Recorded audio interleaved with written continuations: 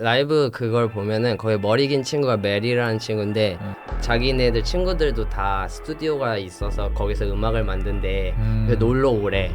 되게 롱비치 크립이 되게 유명한 되게 어떻게 보면 흐든 거지. 나는 속으로 무슨 생각만 하고 있었냐면 나한테 랩할 기회를 왜 안 주지? 내가 언제 랩을 할 수 있지? 내가 얘네들 다 발릴 수 있는데 약간 그런 마인드셋이었어. I smell something poopy. It's my nigga Luffy. 안녕하세요 여러분. 스무트톡 팟캐스트에 오신 걸 환영합니다. 저는 호스트 P 캐시디입니다. 여러분들의 좋아요, 댓글, 구독, 알림 설정 다 도움이 되니까 지금 바로 해주세요. 자, 대망의 2화 게스트는 제가 개인적으로 되게 리스펙트하는 아티스트임을 떠나서 굉장히 룩업투 하는 사람이에요. 그러니까 제가 되게 본받을 점이 많다고 생각하는 분이고, 그리고 이제 굉장히 카리스마 있는 리더고 항상 인사이트와 비전이 되게 뚜렷하게 있으신 분이고, 그리고 항상 트렌드를 앞서고 트렌드를 만들어가는 그런 트렌디하고 멋있는 아티스트입니다. 소개해드리겠습니다. 루피 형, 오랜만에 뵙네요. 마스크 브라. 그래서 안녕하세요, 반갑습니다. 저는 루피라고 합니다. 아니 초반 오프닝부터 이렇게 칭찬 감옥에 근데 저 날 진짜요, 가질 줄은 진짜요. 몰랐네요. 네, 감사합니다. 되게 황송한 오프닝이었어요. 아 진짜요? 네. 진심을 말한 겁니다, 형. But you know I respect you for real though. Yeah, Thank you. 예. 진짜 형이랑 저도 진짜 오랜만에 만나가지고 맞아. 살짝 캐치업을 하면서 시작을 해야 될 것 같은데. 맞아. 뭐 아까도 살짝 얘기하겠지만 형 요즘 뭐 어떻게 지내고 계셨어요? 최근에는 그냥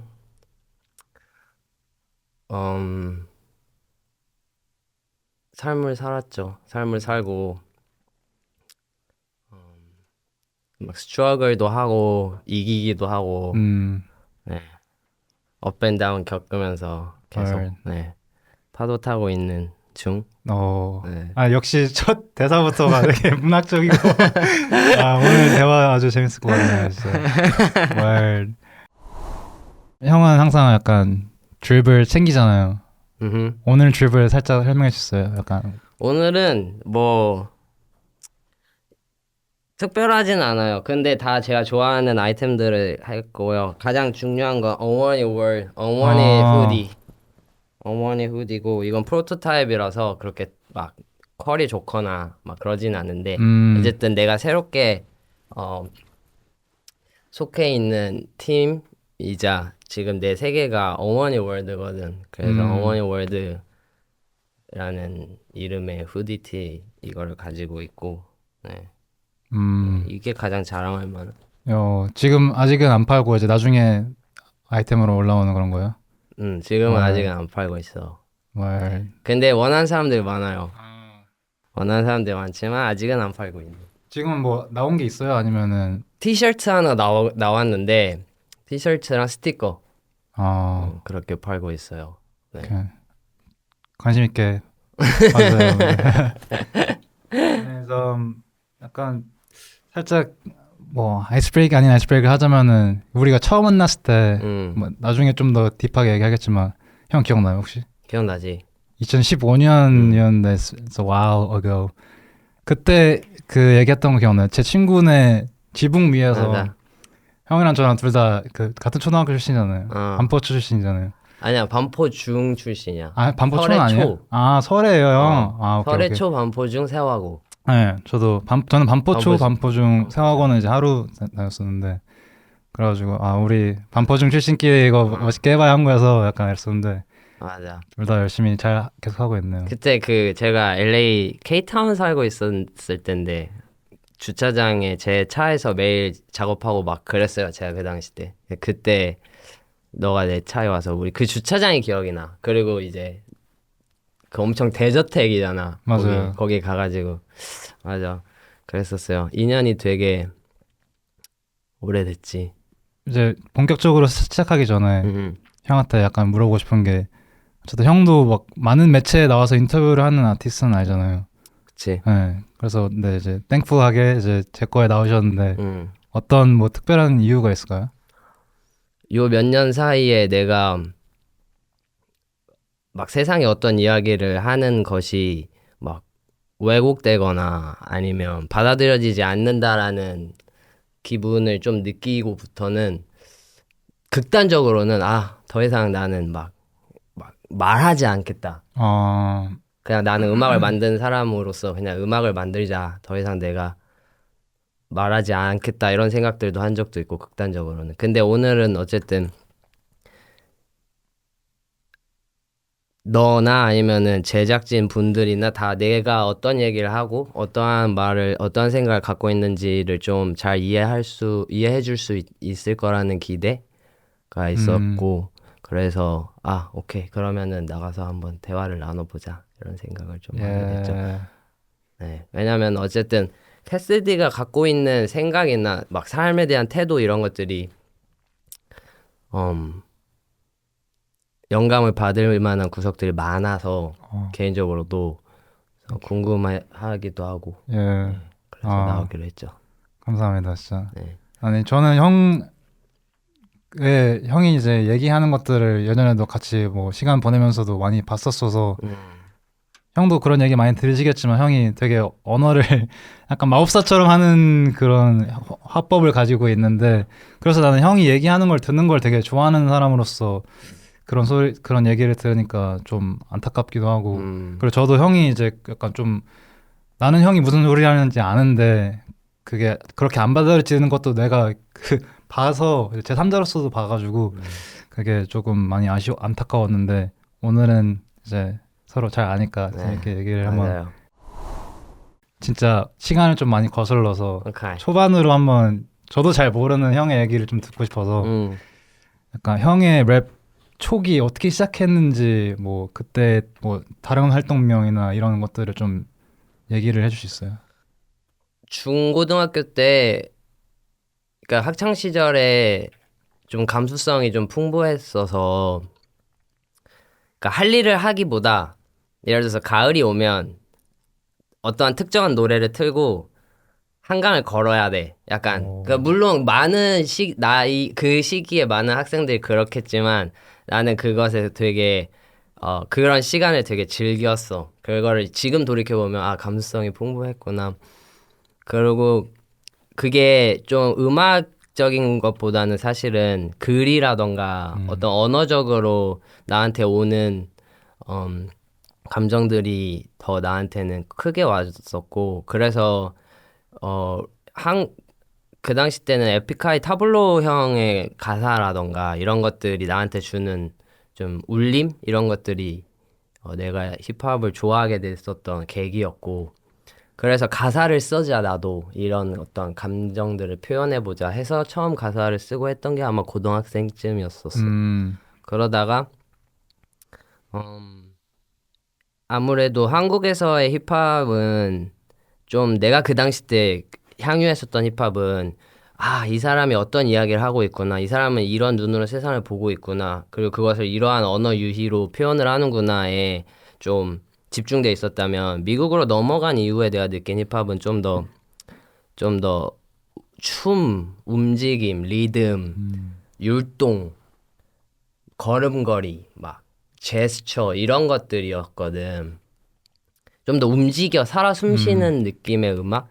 그래서 내가 힙합 음악이라고 하는 것에 대한 나의 어떤 철학이 미국으로 가서 확 바뀌었고 그래서 미국을 처음 갔을 때는 뭐 딥하게 음악을 하려고 하기보다는 어쨌든 미국에서 또 하나 느낀 점은 이곳 사람들은 취미를 되게 찐으로 그냥 자기의 본업이 아닌데도 불구하고 좋은 장비들 다 어떻게든 갖춰서 그거를 진짜 마치 내가 프로 서퍼인 것처럼 막 복장 갖춰서 주말마다 서핑하러 가고 그리고 이 사람이 그 취미를 갖고 있다라는 게 그 사람의 라이프스타일에 나타나. 무슨 막 Surf USA 티셔츠 입고 represent하고 자기가 좋아하는 스티커 거 붙여 있고 근데 그러한 것들이 미국은 되게 다양하게 있었던 것 같아요. 낚시면 낚시 뭐 그러다 보니까 그럼 나도 음악을 만들고 하는 것들이 내가 막 프로페셔널하게 하진 않더라도 그냥 장비를 가져다가 한번 좀 열심히 해볼 수 있지 않을까라는 생각을 했었고 다행히 또 그때 스튜디오가 이제 집 안으로 옮겨오던 시기였어서 그게 가능했고 시대적으로? 시대적으로 장비들이 좀 작아지면서 그렇게 해서 미국에서 좀 진지하지 않게 음악을 했었죠 초반에. 이때가 뭐 몇 살 때쯤이에요? 뭐. 스물다섯 여섯. 네. 그 전에는 그러면 래퍼로서 막 활동을 하거나 이런 건 아니고 그냥 계속 취미로 키워온 거예요, 실력을? 아니면은 무대에는 섰어요. 고등학교 때 이제 막 성당 다녔었는데 성당에서 막 크리스마스 때 무슨 장기자랑 나가고 그다음에 대학교 때도 학교 축제에서 뭐 장기자랑 시간이 있다 나가서 랩하고 그런 거는 있었는데 뭐 막 그리고 그건 있었다. 대학교 때 한 번은 이제 랩하는 친구들이랑 홍대에서 공연을 한 번 한 적은 있다. 우리끼리 FF 클럽 빌려가지고 yes, 공연 한 번 하고 그랬어요. 그러니까 취미로 되게 많이 해왔다가 이제 미국 가서 이게 취미를 찐으로 하는 사람들을 보면서 좀 영감 받은 그냥 거예요. 나 혼자 했던 거지. 맞아. 그리고 사실 미국에 가서도 마이크 사고 막 장비를 사고 했지만 막 본격적으로 막 음악 작업에 매진하고 이랬던 거는 아니었어. 그냥 뭐 한 달에 어쩌다가 한두 번 노래 만들고. 진짜 취미. 그랬었지. 그때 뭐 그때도 LA에 있었던 거예요, 그러면? 그땐 파사디나에 살 때였고. 그러면 그때 거기에 뭐 씬 같은 게 있었어요? 아니면 형 진짜 혼자서 그냥 시간 날 때 하는 그런? 그러니까 씬에 관심조차 없었어. 그냥 그렇게 막 활동을 해야겠다는 생각이 있었던 게 아니라 그냥 내가 만들어서 그냥 내가 듣거나 아니면 막 우리 누나한테 매형이 프로포즈 하는데 녹음 노래 하나 같이 만들어 달라 해서 같이 만든다거나 정말 그냥 즐기는 느낌이었고 그러다가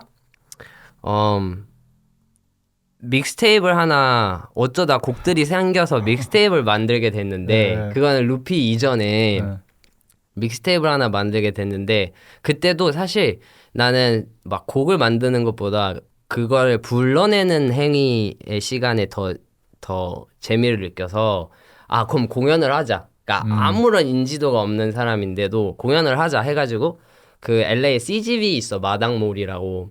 그 마당몰에 공간이 하나 있는데 여기서 공연을 할 수 있지 않을까 해가지고 막 직접 구글에서 공연 무대 설치한 팀, 뭐 조명하는 팀 해가지고 막 거기 CGV 거기 오피스에 전화해서 그 마당몰 여기 뭐 빌리는데 얼마냐 해가지고 실제 포스터 제작을 해서 포스터를 K타운에 막 매장들 다 나눠주고 걸어다니면서 근데 그게 그냥 막 내가 특별해서 혹은 반대로 내가 잘 되기 위해서라기보다 그냥 이렇게 취미 이렇게 하잖아 다들 막 이런 느낌으로 했던 거야. 그래서 막 고깃집에 포스터 다 붙이고 공연 오세요 막 그래서 그때 공연 꽤 많이 왔어. 한 70명? 그리고 그날 어벤져스 1탄인가가 개봉했었을 거야 CGV에. 그래서 한 70명 정도가 구경을 했는데 2층이랑 3층 영화관 플로어에 사람들이 다 가득 차가지고 거의 메디슨 스퀘어 가든처럼 했었죠. 그러니까 약간 몰 가운데 있는 스퀘어 그런 느낌에서 보구나. 그래서 사람들이 다른 층에서 보고 그냥 에스컬레이터 타고 올라갈 수 있고 근데 누가 뭘 하니까 그냥 보는 거죠. 네. 그렇게 취미를 진심으로 했었다. 근데 그 넥스트가 있었던 건 아니야. 그래서 같이 무대에 섰던 친구들도 우리 매형의 대학 동창. 너 랩 좋아해? 너도 할 수 있어. 나도 하잖아. 이렇게 했었어요.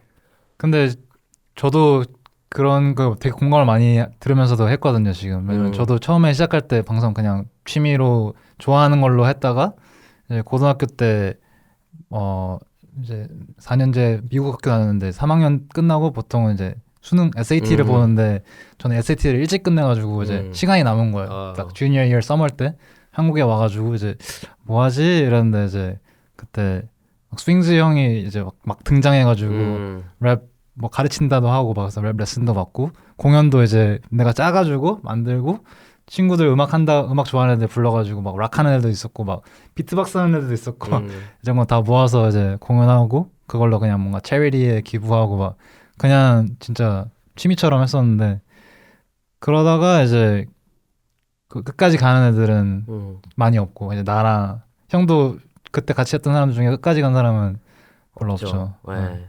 그러니까 나는 그러니까 어쩌면 목표가 딱히 없었기 때문에 덜 지쳤던 것 같아. 그때는 그래. 그리고 그 다음에 앨범을 냈으니까 뭐 그 다음에 또 다른 앨범을 내서 이 정도의 뭐 팔로워를 확보하고 이러한 플랜 자체가 없었어. 그냥 재밌었다, 좋은 추억을 만들었다.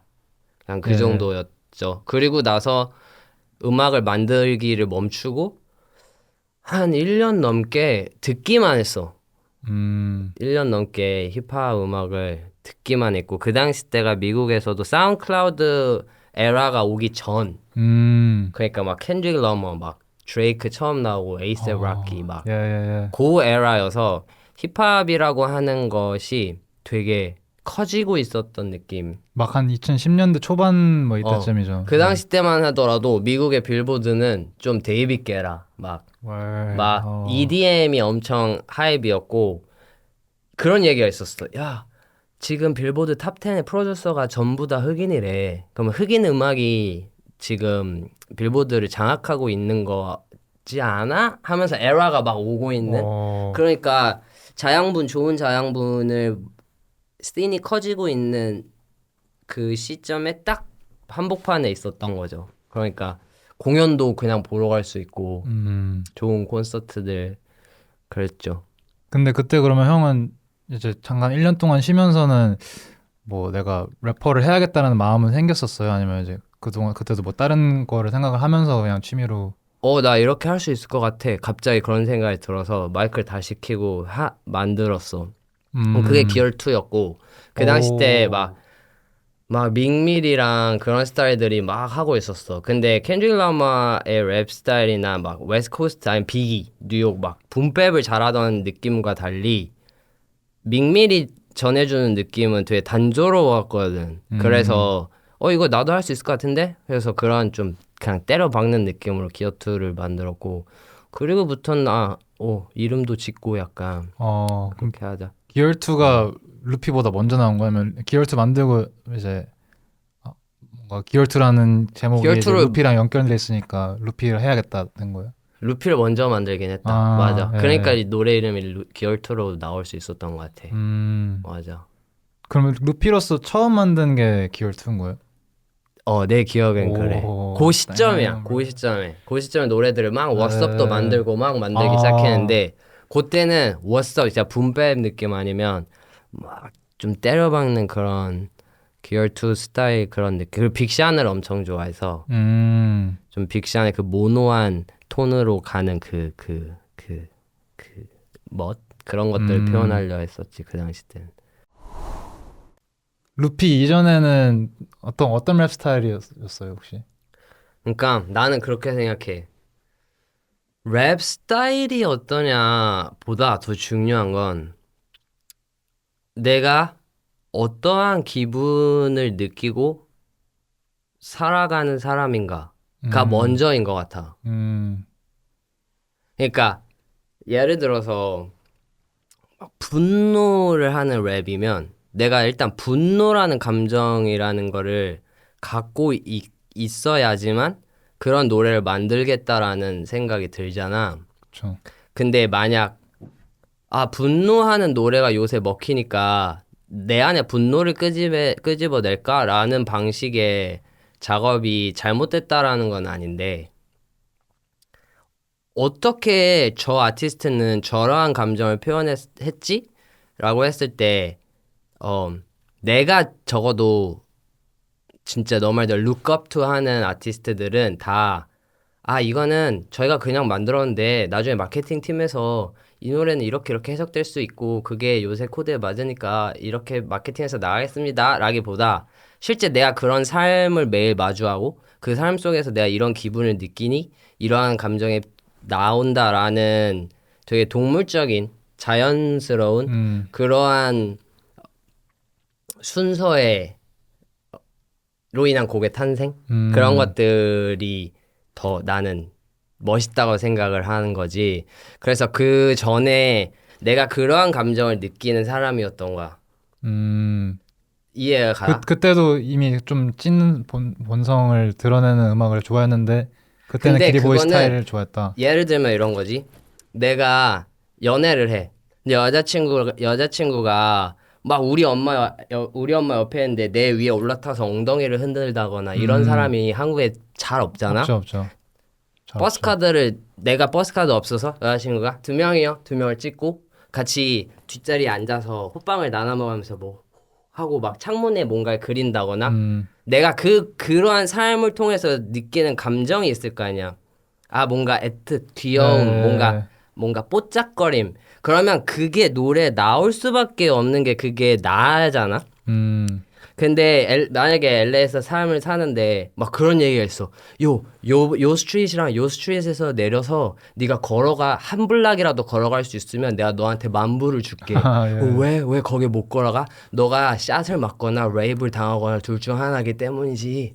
그러면 실제 나 혼자 운전을 하고 그 길을 갔대 내 기분 상태가 여자친구랑 버스카드 둘이 찍고 차에 앉아있을 때랑 어떻게 다르겠냐는 거지. 그리고 그런 사람을 매일같이 내가 경험하고 느낀다면 내가 나라는 사람이 느낀 기분 그리고 그것이 어떠한 뭔가를 만들고 표현하고자 할 때 가장 압도적인 선택지라는 거야. 그쵸. 근데- 도화지 자체인 거죠. 어. 그 자체가 그냥 달라진 거니까. 맞아. 근데 루피 이전에 나는 좀 더 그런 삶을 만들어가고 그런 삶 안에서 내가 있었던 거지. 그러니까 그런 이야기들을 하고 싶고 그런 이야기들 그런 감정들이 표현이 되는 그게 더 좋았다 나쁘다의 개념이 아니라 다른 삶을 살면 다른 감정이 나온다 뭐 이런.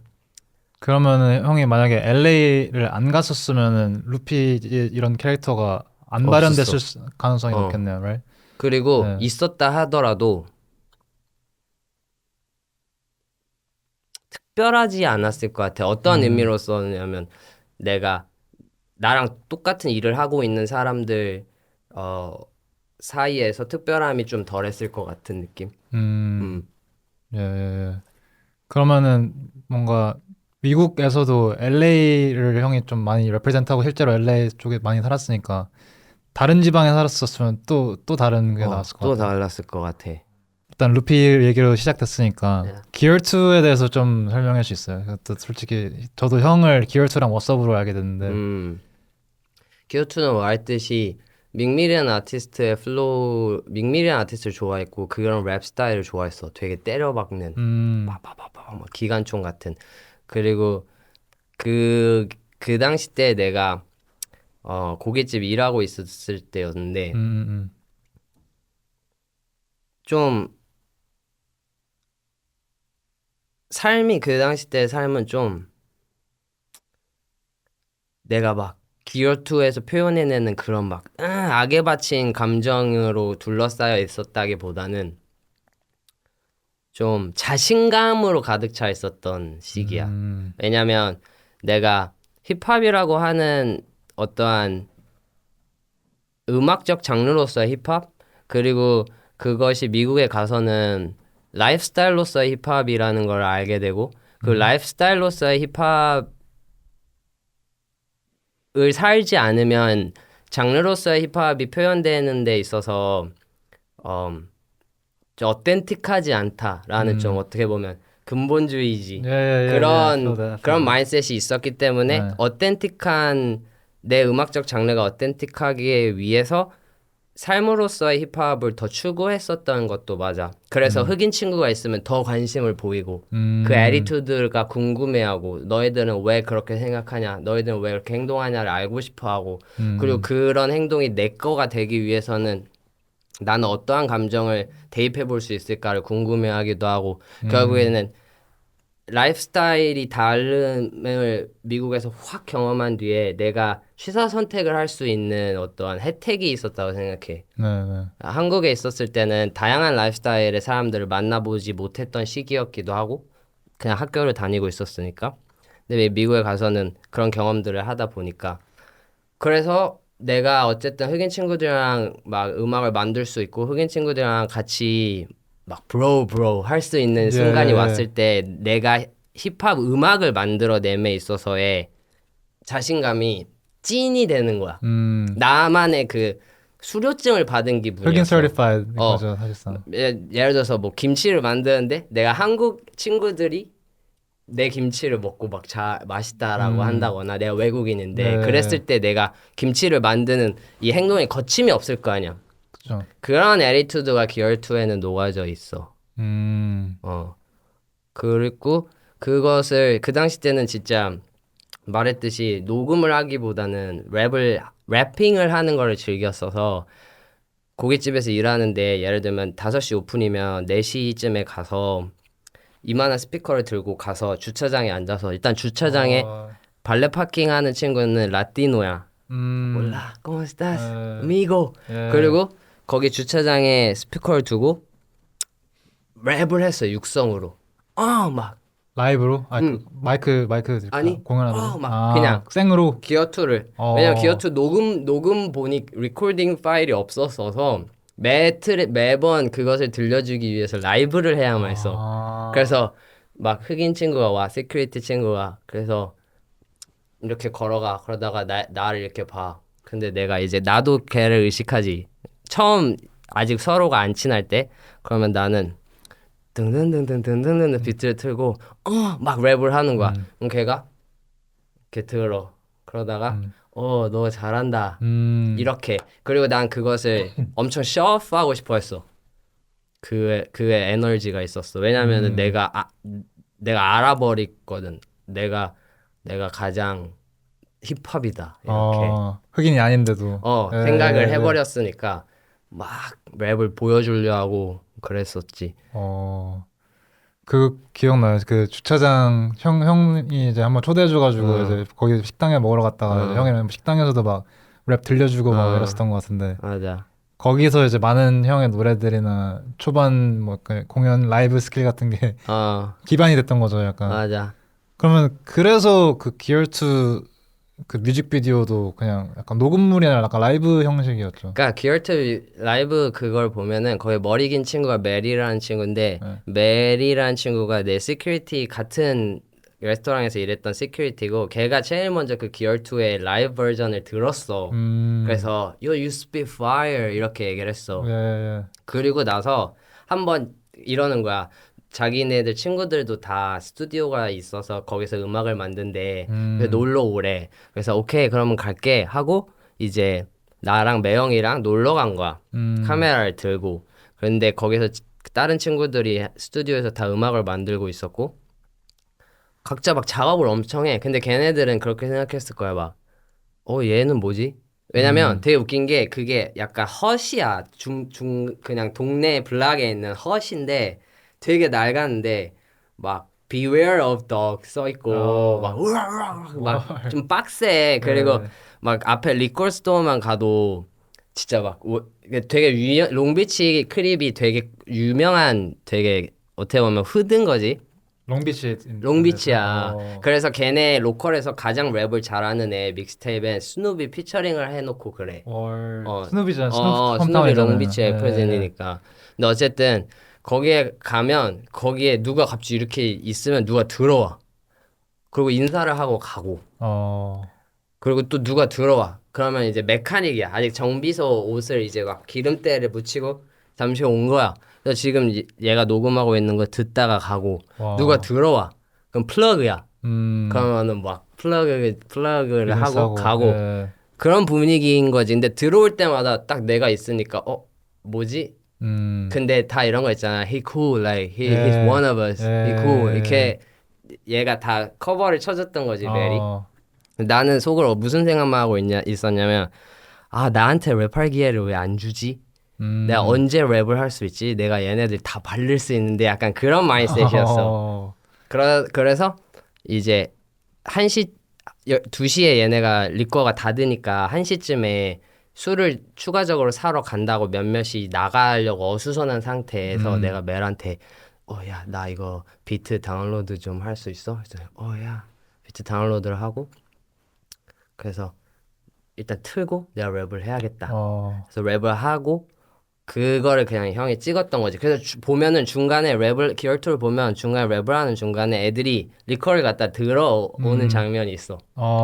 그래서 들어와서 카메라 앞에서 막 놀고 그랬었어. 그러니까 그때 저도 그 몇 년도에 나왔죠? 2010 13년? 3, 4? 2013년이었나? 그랬을 거예요. 그러니까 저도 그때 그 충격이 있어요, 확실히. 되게 임팩트가 있던 시절이었고, 뭔가 한국 래퍼가 한국말로 랩을 하는데 이제 본토의 흑인들이랑 둘러싸여서 막 이렇게 워스업 해주고 친구들이 그다음에 막 this guy man 이거 해주고 약간 맞아. 그게 진짜 거의 처음이었던 것 같아가지고 그런 게 이제 약간 퍼지면서 약간 형에 대해서 많이 알게 되는데.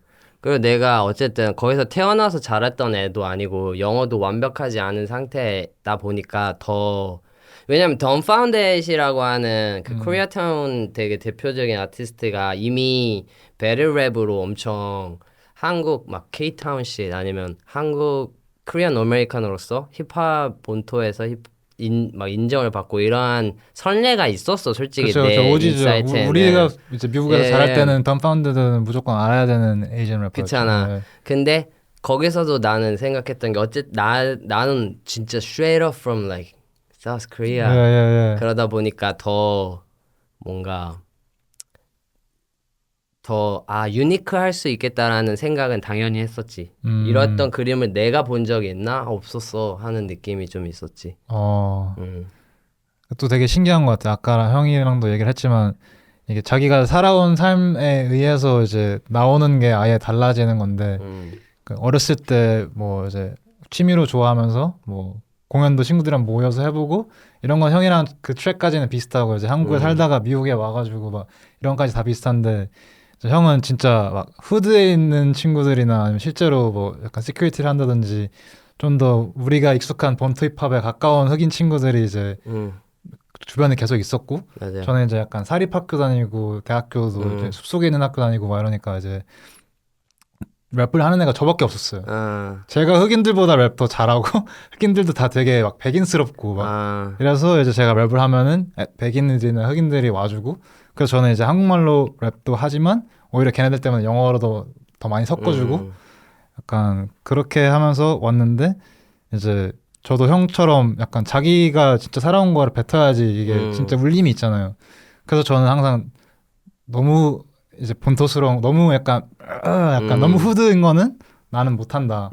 그게 아니고 나는 원래 내가 살아온 방식에 좋아하는 것들이 있으니까 그걸 이제 발화시켜서 해야 된다라고 생각하는데 이제 같은 미국에 있었던 사람인데 이제 형은 서부에서 아예 또 다른 환경에서 랩을 하고 하는 게 되게 재밌네요. 래퍼가 되기 위해서 흑인 친구한테 다가가고 이랬던 느낌이 강했다기보다 어쨌든 나는 학교 공부를 안 했거든. 그러니까 유학을 갔지만 유학을 가야 되는 이유를 잘 모르고 유학 생활을 대부분을 보내다가 막 멘탈이 나가는 거야. 왜냐면 내가 미국에 있고 싶지 않고 근데 미국에 있어야 되고 왜 여기 있는지도 모르겠고 이런 상황 속에 너무 막 우울해지고 하니까 나가서 돈이라도 벌자, 일이라도 하자 이렇게 생각이 들어서 일을 하게 되면서 사실은 갑자기 딱 그렇게 방향이 바뀐 거거든. 근데 물론 그 전까지는 미국이라는 나라에서만 경험할 수 있는 경험들을 통해서 다양한 라이프스타일을 관찰할 수 있었던 것도 크고 그러다 보니까 내가 어떤 라이프스타일을 살 것인가에 대한 고민이 시작되고 있었던 시기였고 그래서 일단 경험을 하면서 내 거를 정하자였어. 나 그러다 보니까 경험을 해나가는 과정에서 가장 아무래도 막 메이저 메인스트림 막 그런 리그에 못 들어가고 좀 막 같이 일하는 그런 식당에서 일하는 친구들이나 뭐 그런 클래스 친구들을 많이 만나다 보니까 그들이 향유하고 있던 문화나 아니면 막 태도 이런 것들을 많이 많이 어, 경험하게 되고 공감하게 되고 그러면서 내 거가 좀 되려고 하는 그런 시점이었던 거지. 그리고 그때 딱 가장 나한테 빡 방점을 찍어줬던 게 이제 그때 당시에 플라를 데리고 그 스튜디오를 가서 플라 음악을 들려줬어. 왜냐면 내가 생각했을 때 플라가 랩을 훨씬 더 잘했으니. 근데 그때 거기에 있던 좀 나이 많은 형이 나한테 나 플라가 너보다 랩을 훨씬 잘할 줄 몰라도 너가 더 어텐틱하다고 그랬어. 그리고 나는 그게 나한테는 이렇게 살아야 되겠구나 하는 좀 기준이 된 거지.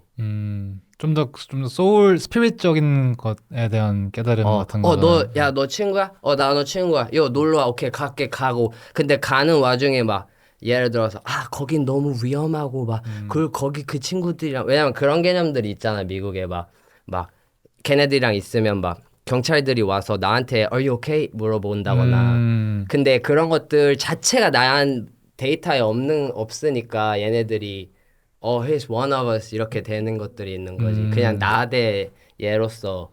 그치, 제뉴인한 커넥션이 생기는 거니까 뭐 환경에 제뉴인 대한 할수 뭐 있었던 거지. 제한 같은 게 안 생기고 오히려 너는 그냥 사람이고 내가 좋아하는 거를 잘 아는 사람이니까 나는 그냥 너 좋다 약간 이런 거잖아. 맞아. 그래서 누군가는 나보다 미국에 더 오래 살고 누군가는 나보다 영어를 훨씬 잘하고 누군가는 국적이 미국인일 수도 있겠지만 내가 경험한 거 그리고 내가 거기서 깨달은 거는 그런 부분이야. 좀 더 더 쉽게 얘기하면 어프로치를 했기 때문이 아닐까? 더 오픈 마인드로 어프로치를 했기 때문이 아닐까? 받아들일 준비가 더 돼 있었고 받아들여 하고 싶었고 받아들이고 싶었고 그러면은 그런 것 그때 같다. 이제 좀 이렇게 깨었고 기얼투도 하고 좀 나 이제 랩 존나 잘하고 멋있는 사람이다라는 게 생겼는데 야. 그때는 이미 좀 이제 랩 가서 해야겠다 뭐 이런 게 생기던 와중이었겠죠. 근데 마음속으로는 음악이라는 걸 하고 싶다라는 생각을 갖고 있었고, 근데 래퍼라고 꼭 찍기보다는 엔지니어 쪽으로도 관심이 있으니까 그쪽 공부를 해보자. 그래서 엔지니어 학교를 가려고 이제 MI라는 학교에 원서를 쓰고 원서를 늘려 스튜디오 투어를 그러니까 캠퍼스 투어 같은 걸 해. 그런 투어를 하고 있던 찰나에 기어투가 한국에서 하입을 딱 받은 거지. 낸지 좀 되고 나서 하이 됐었어요. 원래 나같이 아무런 이름이 안 알려져 있는 사람한테 페이스북에 그때 댓글이 한 35개? 막 50개 그 사이로 달렸으니까. 네. 그러면 뭐 그때부터 좀 뭐 이렇게 바이럴 돼가지고 하입 생기고 했을 때는 이제 그러면은 뭐 학교 말고 랩을 그냥 제대로 할까 이렇게 생각이 좀 바뀌었어요. 근데 나는 그 당시 때는 내 커리어에 대한 플랜보다 비전에 대한 확고함이 더 있어서 그 비전이 뭐였냐면 단순하게 LA 유학 오니까 내가 LA를 3년 차까지 싫어했거든. LA 있는 게 지루하고 재미없고 맨날 한국 그리워하고. 근데 3년 차 딱 되니까 I feel like I'm home 이렇게 되고 미국 음식들이 적응이 되고 이게 있었어. 근데 3년 차쯤 딱 되고 나니까 LA라는 곳이 되게 좋다. 가령 이런 생각 날씨가 너무 좋으니까 짜증나는 일, 걱정되는 일이 많은데 만약에 내일도 날씨가 이렇고 다음날도 이렇다면 걱정거리 하나가 줄겠구나 라던가 나한테 만족스러운 것들이 보이기 시작했고 내가 그렇게 싫어하던 곳이었는데 좋은 점들이 있더라. 그럼 이 좋은 점들을 알려주고 싶다의 마음이 강했어. 뭔가 그래서 LA라는 곳의 야자수나 하늘이 예쁘다. 그럼 하늘의 그런 그림들을 보여주고 나처럼 나를 보고 누군가가 나도 루피처럼 미국에 유학을 가고 싶어 라는 생각을 갖게 만들고 싶다 라는 생각이 음악적 커리어의 성공 막 이런 것보다 더 선명했어 그때는. 왜냐면 그렇잖아. 내가 음악적 커리어의 성공을 그때 이룰 수 있는 그런 포지션이 아니었으니까 그냥 단순히 아 미국 오니까 좋다. 미국 오니까 좋다라는 거를 알려주자. 예. 그러려면 나 혼자라기보다 더 많은 사람이 필요하다라고 생각했던 것도 그 시점이고 그리고 미국의 그림 내가 미국이란 땅에 있는 그림을 무조건 비주얼리 보여줘야 된다라는 생각도 그 당시 때 했었고 그게 타타타닥 됐었던 것 같아. 그래서 이제 뭐 포리트 크루라던가 이런 친구들을 만나게 되고 예. 그랬었죠. 좀 뭔가 이런 면에서는 또 저도 뭔가 되게 동감하고 비슷한 면을 보는 게 형도 이제 뭔가 미국에서 되게 좋은 걸 얻었잖아요. 어쨌든 뭐 영감이라든지 어떤 태도라든지 세계관이라든지 그런 거를 본질적으로 내 나라 사람들이랑 쉐어하고 싶은 게 컸던 거잖아요. 맞아. 내가 좋아하는 어떤 힙합이라는 매개체를 통해서. 맞아. 예. 그래서 그럼 그렇게 해서 포리투도 이제 만나기 시작하게 된 거예요. 맞아. 그래서 그런 생각이 들고 아 혼자라기보다 다 같이 더 많은 사람이 그걸 할 수 있으면 더 영향력이 크겠다라는 생각이 있었고 그래서 조금 알아보니까 막 K타운에 한국인일 수도 있고 아니면은 한국인 미국인일 수도 있고 그런 친구들이 음악을 하고 있는 팀이 있다라고 그런 정보를 알게 돼서 그쪽에 컨택을 했고 그쪽 걔네들 음악을 들어보고 나서 와 음악을 너무 다들 잘해서 그래서 같이 하면 좋겠다라고 생각해서 먼저 다가갔지. 먼저 어프로치를 했지. 그럼 그때 그 포리투 친구들은 뭔가 뭐 하입 같은 게 있었어요? 그 LA 뭐 내에서 아니면은 뭐 활동을 그래도 막 열심히 했던 것 같은데 제가 기억나는 걸로도는. 그렇지는 않았어. 근데 K타운에서의 공연은 나보다 활발하게 했던 것 같은데 그 당시 때 그 친구들은 뭔가 스파크가 필요한 느낌이었던 것 같아. 근데 내가 스파크가 되었던 것 같고 처음에 기어투 워썹 이런 거를 나갔을 때 한국의 여론에서도 한국 막 힙합엘리 여론에서도 플라가 나왔음에도 불구하고 나에 대한 하입이나 반응이 더 선명했어. 근데 오래 걸리지 않았지. 거의 비슷한 시기에 둘이 나왔죠. 맞아 맞아. 그럼 플라는 그 우로 처음 등장했었나? 그 전에 뭐가 있었나? 많았지. 그 전에 뭐 그 뭐야? 밴센 뭐였지? 밴센 아, 그런 트랙도 그 있고 닐이라는 건가? 뭐 리믹스 트랙도 있고 여러 가지를 했어. 나보다 훨씬 더 많은 프로젝트를 갖고 있었고 좀 더 그리고 그 시내에서 뭔가 활동을 했던 것 같아요. 막 그 스윙즈 형 그때 그 컨트롤 했을 맞아, 때도 맞아. 저는 그때 플라를 처음 들었거든요. 그리고 저는 개인적으로 그때 플라가 제일 잘했다고 생각했고 맞아, 딱 듣고 이거는 얘가 제일 잘했는데 약간 막 월척 막 그 아직도 기억나는데 플라는 당연하지. 계속 한국 씬을 아예 타겟팅을 해서 예. 되게 꾸준히 문을 두드렸던 것 같고 나는 뭔가 갑자기 이런 그림을 주자라고 생각했던 것 같고 그게 합쳐진 거지. 뭔가 딱 바퀴랑 엔진이 단단한 바퀴랑 뭔가 어떻게 가자라는 어떤 방향타를 가진 나랑 딱 합쳐져서 팡 된 것 같아. 그리고 딱 선로가 딱 구축이 되어 있었고 세 개가. 첫 만남이 어땠는지 한번 얘기해 주셨어요. 어떠한 공연장이었는데 내가 거기서 내가 개인 공연을 했었어. 한 3-4곡 정도를. 그러한 공간이 LA에 있었고 거기에 내가 포리트 크루 중에 AP라는 친구가 있는데 그 친구랑 연이 닿아서 그 친구를 그 친구를 피처링을 무대에 시켜서 그 친구가 포리트 친구들 다 데리고 온 거야. 그리고 뭐 그 당시 때는 그 친구들이 나를 그렇게 좋게 보지는 않았다고 그래.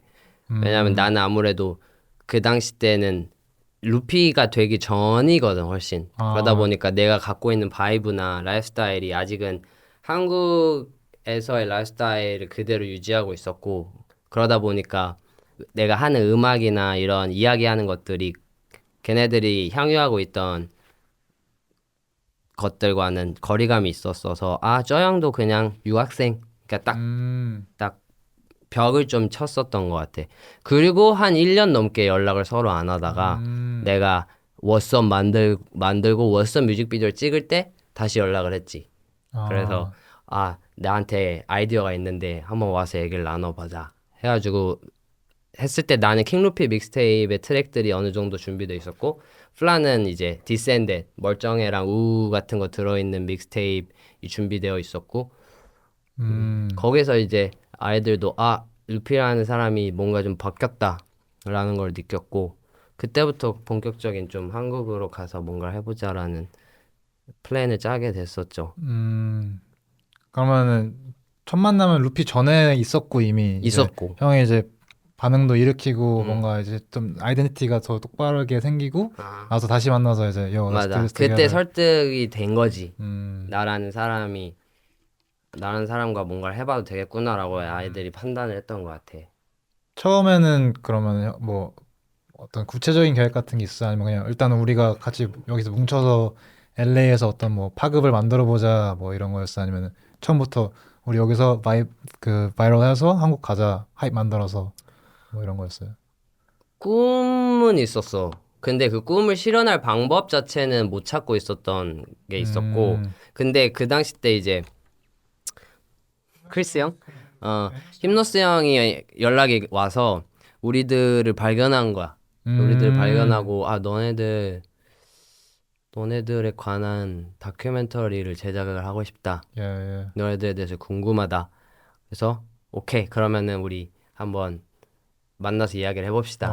하게 됐고 근데 그게 나는 좀 엄청 효과적이고 엄청 중요했지. 그거가 나가면서 어떻게 보면 한국행을 가도 되겠다라고 생각하는 명분이 된 거야 스스로에게. 아 오케이 한국 씬에 우리들이 소개가 올바르게 되고 그리고 이들이 반응을 주고 그러면 한국에서 뭔가를 해봐도 되지 않을까? 라는 생각이 들었어. 그래서 한국행을 결정하기 나는 쉽지 않았던 게 나는 그 당시 때 이제 미국에 적응하는데 오래 걸렸고 미국에 적응해서 미국에 계속 있고 싶었는데 한국에 돌아가면 다시 미국으로 들어갈 수 있는 방법이 애매하니까 걱정이 됐었지 한국으로 가는 게. 그래서 좀 더 확신이 필요했고 근데 그런 확신이 만들어지는 것을 보면서 그러면 한국에서 한번 도전을 해보자 했었죠. 네, 그 당시에 뭐 지금도 그렇고 한국에서 힙합 콘텐츠를 다룬 한국 사람들이 만든 다큐멘터리 같은 게 없었는데 전무후무한 것 같고 아직까지도. 근데 센세이션을 해가지고 맞아. 솔직히 그 당시에 힙합 좋아하는 사람은 다 봤잖아요. 맞아. 그거를. 그래서 한 번에 이제 그냥 루피, 나플라, 42를 이제 알게 되는 맞아. 그런 시점이었던 것 같은데 그때가 제가 형 처음 만났을 때랑 비슷했던 시기 같은데 그게 한 2015년 정도였나? 그치. 그쵸. 그랬을까. 거의 뭐 근데 촬영 기간이 꽤 있었어. 내 기억엔 꽤 길고 거의 매일같이 뭔가를 만나서 찍고 했으니까 준비를 했던 게 짧지는 않았지.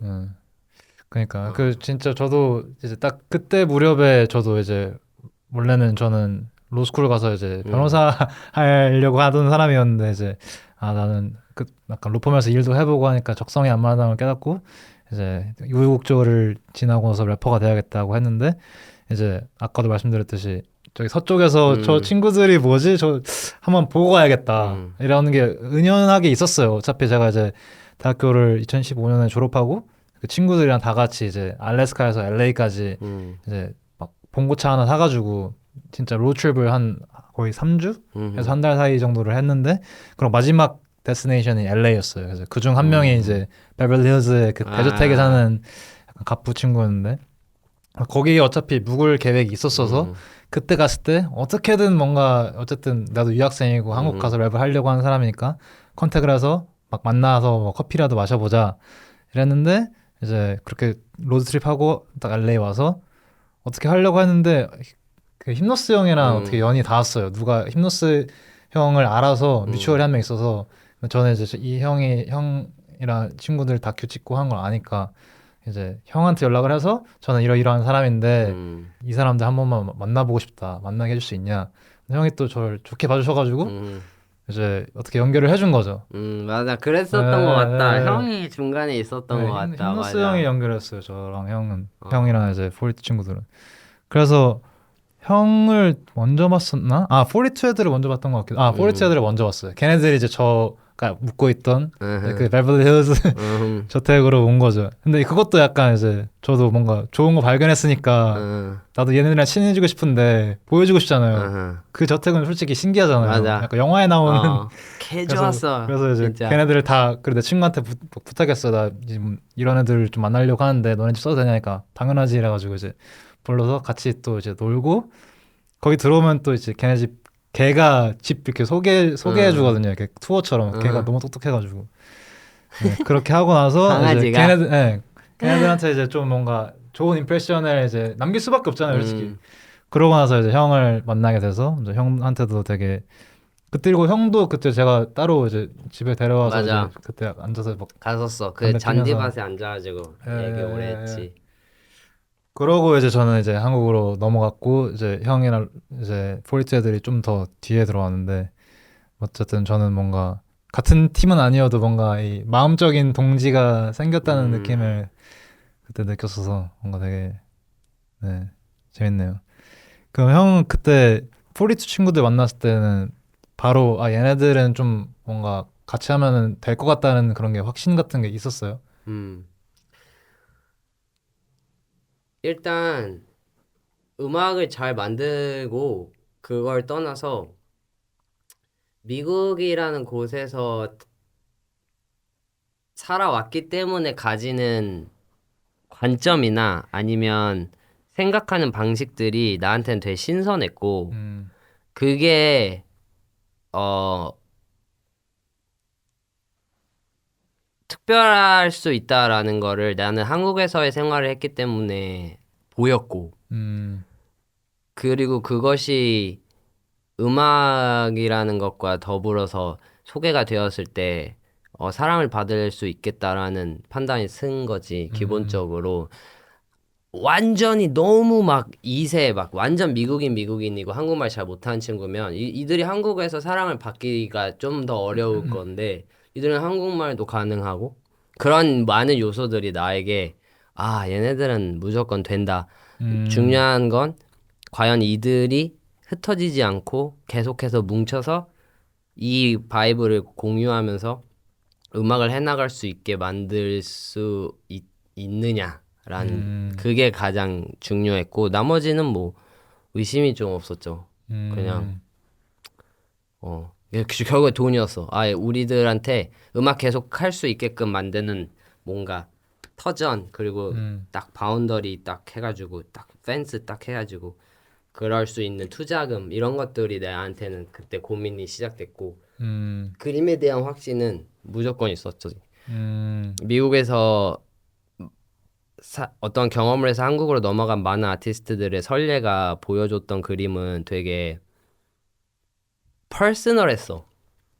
되게 예를 들면 뭐 타이거 JK 형 아니면 뭐 제이 파크 뭐 시애틀을 대표하고 하지만 그냥 어떤 회사에 들어가서 그냥 그 아티스트의 세계관만 보여지게 되잖아. 네. 근데 우리들이 다 같이 뭉쳐 있다라는 것들이 줄 수 있는 시너지가 단 한 명의 그냥 자전적인 이야기가 아니라 어떠한 그냥 한 컬처를 줄 수 있다라는 세계관이 생각이 생긴 든 거지. 거잖아요. 그치. 새로운. 그게 한국에 없었다고 느꼈고 그러면 우리는 이대로 가자가 중요했어. 막 각각 뿌리 흩어져서 잘 되는 거는 나한텐 재미없는 그림이었지.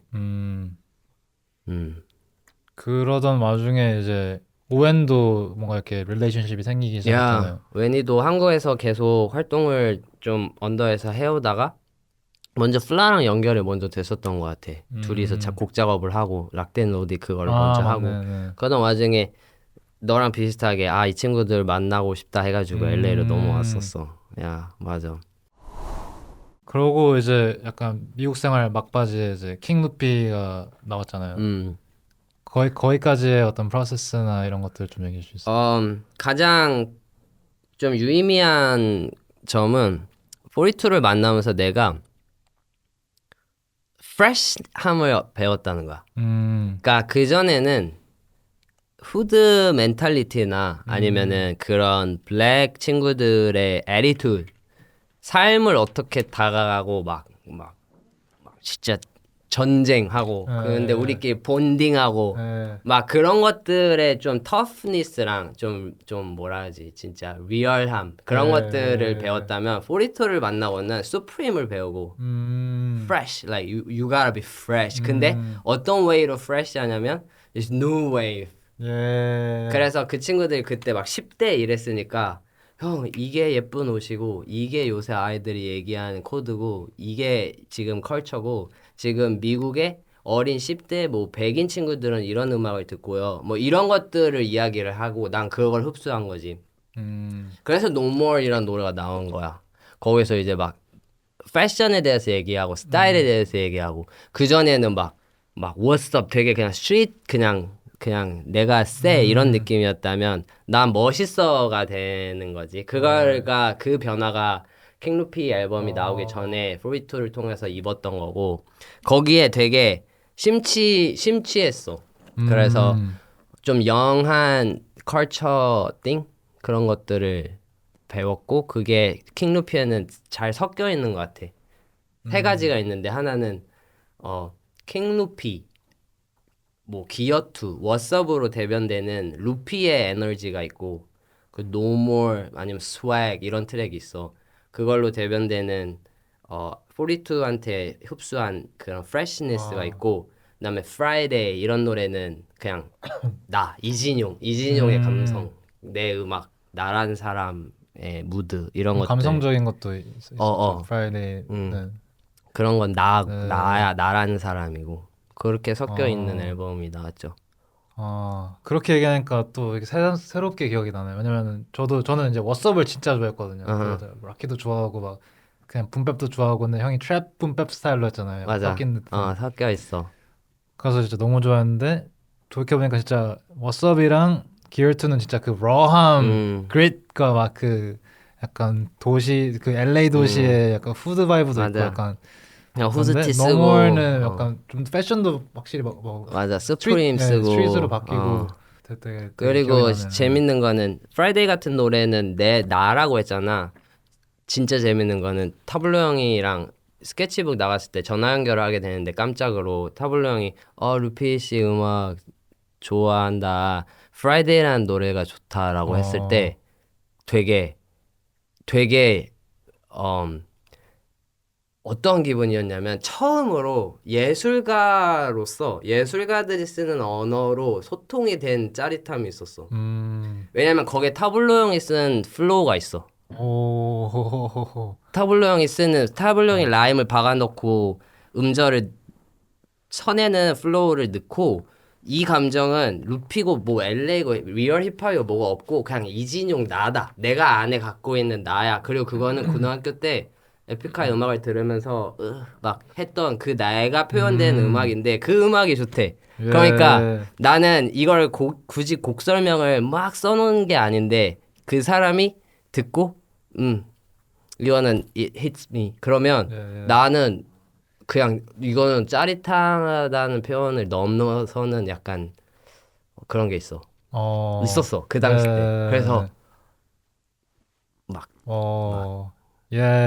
저도 뭐 타블로 너무 존경하면서 어릴 때 영감 많이 받았는데 그러면은 그 타블로님이 형이 약간 이렇게 레퍼런스 하면서 오마주한 거를 알고 그렇게 말을 했겠네요.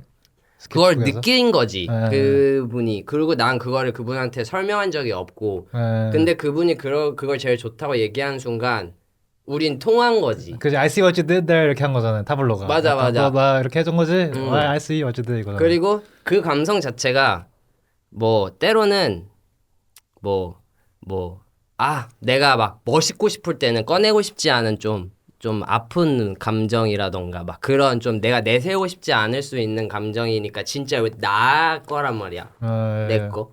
근데 그것을 제일 좋다고 한 것도 좋았는데 그 감정이 가장 많이 위로를 받았던 음악이 또 타블로 음악이기도 했고 그러니까 그 사람이랑 공감하고 있는 감정선이라는 거지. 근데 게다가 그분이 쓰는 플로우를 내가 거기에 썼는데 그거를 본인이 좋다고 느꼈겠지? 아니면 내 거라고 느꼈을 수도 있어. 근데 어쨌든 그 모든 것의 결과로 프라이데이라는 노래가 진짜 좋았다 했을 때 그냥 그냥 딱 띡 연결이 된 거지.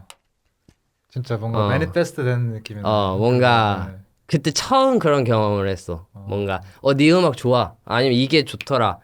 나 막 이러한 거는 특별한 느낌이 아니야. 야, I fuck with you, like, I fuck with your shit, 막, thank you, like. 근데 막 그 사람이 그렇게 얘기했을 때는 그 트랙을 얘기했을 때는 되게 특별했어. 약간 뭔가 pat on the head 받은 느낌, 약간 너 약간 그런 느낌인가? 뭔가 뭐라고 설명해야 되지? 뭔가 내가 이 일을 하지 않았으면 절대 느낄 수 없는 기분? 이해가? 그 사람이 던져놓은 아트를 내가 흡수해서 내가 아트를 내밀었는데 그걸 서로가 이야기 이런 방구 없이 연결이 되는 게 이게 뭐지? 약간 뭔지 알 것 같아. 뭔지 알아요. 같아? 저도 뭔가 그런 비슷한 경험이 있는데 이제 그거는 뭔가 그분이 저한테 전화해서 알려준 게 아니라 이제 팔로워가 들어왔어요. 먼저 제가 어떤 활동을 했을 텐데 근데 이게 이제 저만의 가설이기 때문에 이름은 이따가 말해드릴게요. 근데 이제 너무 좋아하고 너무 존경하는 언제나 탑으로 뽑는 사람인데 이제 제가 베가번즈 앨범을 냈을 때 갑자기 팔로우가 딱 들어온 거예요. 근데 그 베가번즈 앨범에서 내포하고 있던 메시지가 되게 뭔가 좀 딱 어쨌든 제가 당시에 밀고 있던 어떤 이 혁명적인 마인셋과 이런 것들이 담겨 있는데 쉽게 한국 사람들이 좋아할 수 없는 그런 감성인데 그걸 보고 뭔가 팔로우를 했다는 게 그리고 한국에서 약간 되게 대중들이 좋아하는 그런 사람이 그걸 좋아했다는 걸 느끼고 이제 나만의 혼자 가설을 세우면서 와 이분은 이걸 좋아하시는구나. 그치. 근데 만약 그 사람이 너가 그런 음악을 그런 메시지를 세상에 주고 싶게끔 만들었다면 원래 너가 어렸을 때부터 그쵸. 당연히 있죠. 감정이 더 막 커질 거 아니야. 저의 모든 그 음악과 내뱉는 발음 이런 발음 씹는 실제로 그런 그래. 것까지도 영향을 받았기 때문에 그럼 비슷한 느낌일 거야. 야 그런 기분이었어. 이제 나중에 그분이 이제 활동을 하는 걸 한참 나중에 나온 것들을 봤을 때 이분이 왜 그때 내 거 좋아했는지 알겠다가 되는 거예요. 또 반대로. 맞아. 그래서 뭔가 나중에 그분을 만나게 되면 진짜 물어보고 싶어요. 그때 내 가설이 맞는지. 맞을 거야. 네, 아마 직관적으로 저도 형 N이잖아요. right? 저도 보통 약간 그런 것 같은다면은 맞는 맞지, 경우가 많더라고요. 그러면은 그러고 나서 이제 42 친구들 만나고 다 이제 좀 형 친구들과 다 같이 이제 하이프과 셋 자리도 좀 생기고 한국에 이제 오겠다고 이렇게 발표를 하면서 넘어왔잖아요. 그때는 또 심정이 어땠어요? 약간 나 이제 가서 먹어야지 아니면은 뭐 약간 잘해보자.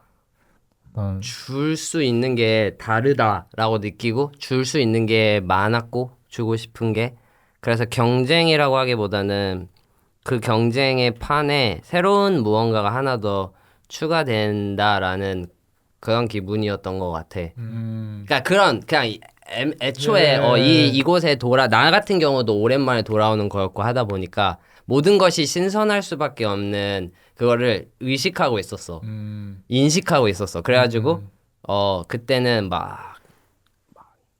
우리가 느끼는 모든 것들이 다 들려줄 수 있는 의미를 가진 이야기들이다라는 생각을 갖고 있었기 때문에 뭐 막 다 잡아먹을 수 있다 뭐 이런 감정을 뭐 게임이라고 따지면 그런 감정도 없었던 건 아니지만 그보다 더 여유가 있었지.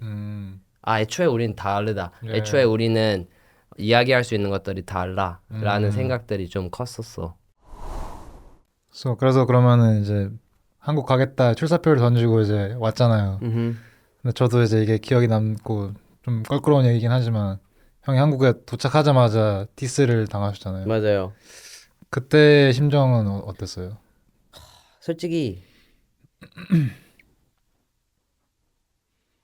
좀 다른 일로 정신이 없었어. 예를 들면 사무실 계약 뭐 그런 것들이 뭐 어느 정도 준비는 되어 있었지만 디테일한 거 스튜디오 셋업 스튜디오도 없었고 그리고 일단 돌아오자마자 경험한 이제 그 문화 차이라던가 문화 차이라는 게 막 그렇게 대단한 게 아니라 그냥 일단 집으로 들어가서 부모님하고 갑자기 한 생활을 해야 된다라는 거에서 오는 불편함이라던가 그리고 여태까지는 계속 내가 미국에서는 누나랑만 지내면서 자유롭게 있다가 부모님이랑 갑자기 지내야 되니까 부모님이 이제 막 뭐 피어싱 언제 뺄 거냐라던가 그런 사소한 것들에서 오는 좀 막 불편한 그런 것들을 이제 매일매일 같이 맞이하고 있었던 순간에 디스를 당해서 좀 섭섭한 마음이 제일 컸어. 일단 왜냐면 나는 좀 이런 표현을 많이 하는데 나는 사랑을 가지고 돌아왔는데 뭔가 헤이팅을 받을 줄은 몰랐어. 근데 내가 노랫말이나 내가 한국 씬을 향했던 공격적인 태도나 이런 것들이 충분히 헤이팅을 받을 수 있을 거다라는 예측을 못 했던 것 같아. 뭔가 그냥 모순이었던 거지 내 머릿속의 생각이 지금 돌이켜보면 아 나는 사랑을 가지고 돌아왔는데 왜 미워하지? 라는 생각을 그때는 되게 강렬하게 했었고 오랜 시간이 지나서 생각해보면 아 내가 이러한 노랫말로 노래를 하고 이러한 태도로 들어왔으면 뭐 안 좋게 보였을 수도 있겠다라는 생각도 이제는 들어. 근데 그 당시 때는 좀 섭섭함이 컸고 그리고 개인적인 나라는 사람의 성향이 막 폭력적이거나 그런 것들 싫어해. 갈등 이런 것들 엄청 싫어해서 그냥 파이어백을 하느냐 마느냐에 대해서 또 본능적으로 한 대 맞았으니까 한 대 친다라는 얘기를 그 당시 때는 했지만 솔직하게 말하면은 내가 하지 않으면 이라는 가사를 많이 세우고 생각을 한 거지. 어쨌든 우리가 새로운 팀으로서 들어왔는데 어떻게 보면 가장 리더가 공격을 받은 상황이고 여기서 내가 파이어백을 안 하는 게 맞느냐 아니냐를 되게 차분하게 생각을 했었던 것 같아. 이미 그때 내 나이가 어쨌든 29이었고 나도 충분히 뭐가 뭔지를 생각하면서 움직여야겠다라는 생각을 하고 있었었고 그 게임을 했던 거지. 그래서 막 동생들 중에는 하지 마라 왜 하냐라는 얘기도 있었고 근데 나는 하는 게 좋겠다라는 생각을 해서 마티스를 내고 그랬었던 거지. 그 외에 또 형이 생각했을 때 좀 언웰커밍한 바이브가 또 있었던 것 같아요. 아니면 그 외적으로는 다 괜찮았던 것 로우키로 같아요. 있었던 것 같아. 드러나는 느낌은 디스가 가장 선명했고 나머지에서는 좀 로우키로 있지 않았을까. 겉으로는 되게 환영하는 분위기로 맞아. 다가오는 사람들은 많았죠. 맞아요. 뭐 클럽에서 다른 아티스트들을 만났을 때 팬입니다 이러면서 다가와 주신 아티스트 분들도 있었고 심지어 막 정기고님 막 이런 분들은 팬이에요. 막 크러쉬 클럽에서 마주쳤는데 팬이에요. 크러쉬가 우리를 알고 있네 라던가 그런 느낌들이 있었고 그다음에 뭐 디플로 형 클럽에서 잘 보고 있어요 라던가 그리고 피처링 제한들 그런 것들이 웰컴의 느낌이 있었던 것 같아. 또 이제 좀 더 그 당시 씬을 얘기해 보자면 그때 뭔가 아직 이 좀 뭐 트랩 문화라든지 아니면은 뭐 일단 영어 한영 혼용을 해서 랩을 한다든지 아니면 좀 더 한국에서 얘기하면 위험할 수도 있는 문제들을 막 그냥 스웩으로 이제 풀어내면서 얘기를 한다든지 그런 것들이 이제 맥길레인이 이제 그 전에 아예 없었던 건 아니지만 많이 이제 대두를 역할을 했다고 생각을 하는데 그때 또 이제 그럼과 동시에 저 같은 래퍼들은 원래 저도 그렇게 랩을 하는 걸 좋아하니까 이제 와 이제 또 나 같은 애들이 더 많아졌구나 하면 좋았는데 또 안 좋아하는 사람이 솔직히 더 많았잖아요. 저 많다면은. 맞아. 그런 시각들에 대해서는 어떻게 생각했어요? 나는 그렇게 느꼈어. 내가 영어를 가장 나한테 핵심적인 문제는 영어를 잘하지 못하는데 영어를 왜 쓰느냐라는 거였거든. 근데 내가 LA에 있었을 때 삶이 나에게 딱 이 정도의 영어로 딱 이 정도의 한국어로 어떻게든 저떻게든 생활할 수 있게 만들었던 게 너무나 자명한 사실이거든. 그러니까 나 같은 사람도 존재할 수 있다라는 것 자체가 받아들여지지 않는다는 기분은 있었어. 그러니까 더 쉽게 얘기하면 이런 느낌인데 내가 미국에서 생활을 할 수 있어. 일도 했고 막 페이책 받아서 환전도 하고 렌트 내고 부동산 계약 내가 집 여러 군데 알아보면서 집도 계약하고 근데 내가 영어를 플루언트하게 하느냐? 그건 아니야. 근데 내가 말에 영어를 왜 섞느냐? 했을 때 그냥 이렇게 살았다라는 거지. 이게 예를 들면 다음 앨범은 교포의 멋을 우리가 표현해 봅시다 해서 어떠한 매니지먼트 팀이 A&R을 붙여서 이렇게 행동하시오라고 나한테 마치 누군가 지시 내린 것처럼 행동하는 게 아니고 그냥 이렇게 생활을 하고 있었던 내가 이렇게 생활을 이렇게 그냥 하는데 왜 영어를 섞느냐던가 이런 것들이 어떤 느낌이냐면 미움을 받는다기보다 아 정말 모르는구나 우리들이 어떻게 살고 있고 어떻게 살아왔는지를 모르기 때문에 그럴 수 있다라는 그런 좀 안타까움 같은 거가 있었지 그걸 딱히 막 헤이팅이라고 받아들이지는 않았어. 그냥 뭐 솔직히 막 미국에 있는 친구들 예를 들면 한국어가 가능해? 근데 영어가 더 완벽해. 그럼 그 친구들한테는 내가 한국어를 하는 중간에 영어 단어를 섞어 쓰는 게 커뮤니케이션이 훨씬 원활해. 당연하죠. 예. 그런 느낌인데 그게 안 와닿는 거지. 뭔가. 그러니까요. 근데 또 내가 100% 영어로 이 친구랑 얘기를 하기에는 커뮤니케이션이 또 제한돼. 그러니까 나는 한국말로 85% 이야기하고 몇몇 단어들을 영어로 이야기를 한다던가 아니면 특정 뉘앙스는 영어를 줘야지만 전달될 수 있다라던가 이런 것들이 있는 게 이해받지 못하는 거는 어쩔 수 없는 거라고 생각을 해. 지금은 그때는 그래도 좀 속상하기도 했었을 것 같은데.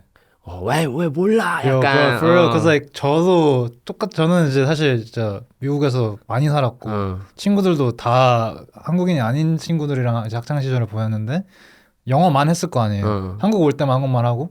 그래서 당연히 그리고 한국에서 같이 노는 친구들도 다 유학생이거나 교포면은 한국말 50% 영어 50% 거의 영어 70% 한국 30% 이런 경우도 많은데 맞아. 그런데 이제 랩을 할 때는 그래도 한국 사람들이 들어야 되니까 나는 한국말을 더 많이 하고 있는 건데 그것마저도 이제 막 한영혼영이라고 이제 까는 그 약간 기저 같은 게 깔려 있었잖아요 한국에. 어떤 평론이든 팬들이건 막 다른 아티스트들이건. 그래서 이제 저는 좀 억울했죠. 뭔가 아니 원래 이제 저나 뭐 오웬도 그렇고 막 플라도 그렇고 이제 형도 그렇고 영어로도 바를 쓰잖아요. 영어 가사도 신경을 써서 쓰는 거잖아요. 그냥 할 말 없어서 영어 하는 거 아니잖아요. 근데 이제 한국 래퍼들은 여기서부터 문제 되려나? 어쨌든 그때 당시의 생각으로는 한국 래퍼들은 틀린 영어로 랩을 하면서 할 말 없을 때 그거는 괜찮다고 하는데 우리는 영어 가사도 열심히 쓰는데 왜 영어 가사만 쓴다고 그거 가지고 뭐라고 하는지 저는 아직도 약간 짜증이 나 있거든요. 근데 요즘은 또 영어를 아예 많이 쓰잖아요, 사람들이. 그런 걸 본 적 있어. 한국어가 정말 유저가 없는 언어다. 그 말은 한국어가 가지는 언어적인 장벽이 무시할 게 못 된다. 그러니까 전 세계적으로 보면 한국어를 쓰는 인종이 정말 적은 거야. 그렇죠. 그러면 그만큼 정보의 제한과 공감대 형성의 제약이 있다라는 걸 반증하기도 하는 거지. 그렇죠. 어떻게 보면은 한국어라고 하는 게 우리나라만 쓰고 되게 세계에서 가장 유니크하고 세계에서 가장 고도로 발달된 언어다라고 우리가 되게 자부하던 요소들이 사실상은 우리를 제약하고 있는 되게 핵심 요소일 수도 있다라는 걸 본 적이 있는데 그거인 것 같아. 이 언어가 우리한테 주는 우리만의 공감대와 우리만의 자부심 이런 것들이 상대적으로 발현되는 게 아닐까. 그 당시 때는 더 그랬지. 그 당시 때는 더 그랬어. 그러니까 뭔가 이제 제가 봤을 때는 저는 이제 당연히 뭐 미국에서 랩을 많이 듣고 미국 랩을 거의 위주로 듣고 이제 한국 와서 랩을 하니까 이제 영어로 랩을 잘하는 한국 래퍼들을 볼 때 와 진짜 잘하네 랩 막 이런 게 있었는데 이제 평가를 보면은 막 영어 많다고 뭐라고 하니까 이제 bro like 그 랭귀지 배리어를 좀 깨틀고 뒤에서 보면은 이게 대단한 거를 알 수 있는데 맞아.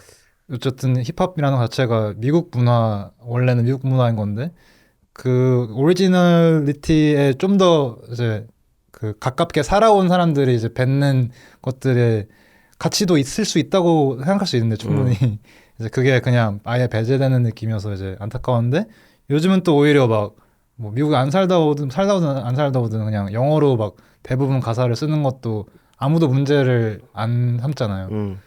그래서 그런 거 보면 이제 뭐 맥기메인도 그렇고 저 같은 래퍼도 그렇고 이런 게 그때 그렇게 한 게 그래도 의미가 있었다. 근데 또 이제 반대 입장에서 생각하면 그것도 이해는 돼요. 왜냐면은 이제 어쨌든 그런 생각이 있기 때문에 은연중에 나오는 어떤 단어 선택이라든지 어떤 이 태도나 톤 같은 거에서 이제 영어를 잘 안 쓰거나 뭐 잘 못 알아듣는 사람들이 어펜시브하다고 느낄 부분들이 확실히 있었을 것 같아요. 그래서 맞아. 반발이 있었던 거는 뭐 내추럴한 거라고 생각하는데 뭐 이제 저희도 또 우리가 이제 엿먹으라고 한 건 아니니까 원래 그래서 그런 건데 이제 오히려 막 거기서 한국말을 더 많이 쓰면은 더 어색한 음악이 나왔을 텐데. 교감하고 싶은 거지. 교감하고 싶은 거야. 어쨌든 언어라는 거는 존나 장애물이라 했어. 뭐 인간들이 교감하는 데 있어서 언어가 그냥 1차적인 벽이래. 예. 그게 다른 랭귀지를 쓰는 게 아니라 같은 랭귀지를 쓰더라도 너의 생각이 너의 말로 어떻게 표현되냐가 그쵸. 얼마나 제약이 있어. 그러니까 이 알고 싶으니까 그런 거겠지. 사실 뭐 그냥 무작위적인 뭐 헤이팅도 있겠지만 뭐야 왜 영어 쓰냐 막 이런 그죠. 것들은 솔직히 뭐 나는 뭐 더 이상 그 사람들이랑 얘기할 가치를 못 느끼고 너무 바쁘고 그러기에 예. 그렇지 않은 사람들의 어떤 요구사항은 애틋하게 좀 애정을 가지고 들을 필요도 있다 뭐 이런 생각도 들어. definitely. 알아듣고 싶으니까. 그쵸. 너무 못 알아들으면 답답하잖아. 우리도. 그렇죠. 그래서 좀 다시 음악 얘기로 돌아가서 이제 형이 이렇게 한국에 와서 세련하고 신고식도 한번 하고 그러고 나서 이제 아이스가 나왔잖아요. 그렇죠? 그게 이제 좀 형이 한국에서 막 느꼈던 뭔가 좀 이 날씨적인 추움과 실제로 느꼈던 이 어떤 뭐 cultural difference라든지 시선에서 느낀 그런 차가움이 표현됐다고 이제 생각하는데 그런 느낌이 맞아요? 맞아요. 일단 한 거의 6년 만에 한국 겨울을 다시 느낀 거고 존나 춥구나. 근데 추운 게 아니라 아프구나 이 생각을 했고 그러기 때문에 내가 위축되고 그러기 때문에 내가 느낄 수 있는 느낄 수 있는 예술 작품들도 달라지고 느껴지는 뭐 이런 변화도 있었고 동시에 한국으로 돌아왔다라고 하는 거는 나한테는 취업을 한 느낌이었어. 그러니까 갑자기 일터가 된 거지, 놀이터가. 그 차이가 나한테는 되게 그러니까 이런 거야. 이게 반응이 좋으니까 이걸 해. 바로 바뀌어. 그리고 그러니까 일인 거지. 취직을 한 거지. 그런 데서 오는 느낌이 확 아이스에 표현돼. 되게 뭐야 하면 안 되는 것들이 있고 조심해야 되는 것들도 있고 뭔가 사회에 나왔다. 뭔가 일터에 나왔다. 이런 전쟁터 놀이터에서 오래 있었던 기분인 거지. LA 있을 때는 그랬었는데. 그게 고야르드랑 뭐 렐렐렐레 있던 그거죠. 맞아. 저는 그 앨범 진짜 개 좋아요. 솔직히 약간 트랩 명반으로 뽑혀야 되는 앨범을 생각해요, 진짜. 감사합니다. 네, 그래서 like 고야르드 같은 거는 진짜 그 당시에 없었던, 그러니까 진짜 느리고 그냥 차분하고 막 화려하게 랩 안 하고 랩도 막 많이 없고 막 그런데 그냥 분위기로 무드로 조져버리는 그런 곡이 그 당시에는 없었는데 이제 제가 느끼기에는 근데 이제 그래서 저는 되게 그 노래에 턴업을 했었던 그 기억이 있어요. 그때는 뭐 좀 반응은 형이 생각했을 때 괜찮았던 것 같아요. 맥기 레인에서 그러니까 그 당시 때 기억이 나는 게 아이스를 낸 날에 누구 테이프 같이 나왔냐면 저스티스. 개발렸어. 그 투맨이 홈스 그거요? 저스티스였나 아니면은 화나였나. 개발렸어. 그냥 와 루피 진짜 기대했는데 근데 한국 팬들이 나한테 기대했던 모습이 그게 아니었던 거 같아. 힐투의 모습이었는데 근데 나는 개인적으로 과거에 내가 이거를 했으니까 이걸 똑같이 다음 프로젝트에 하는 것 자체에 그냥 근본적인 싫음이 있어. 거부감. 아, I 싫어. feel that. I 이런 feel 게 that. 있어서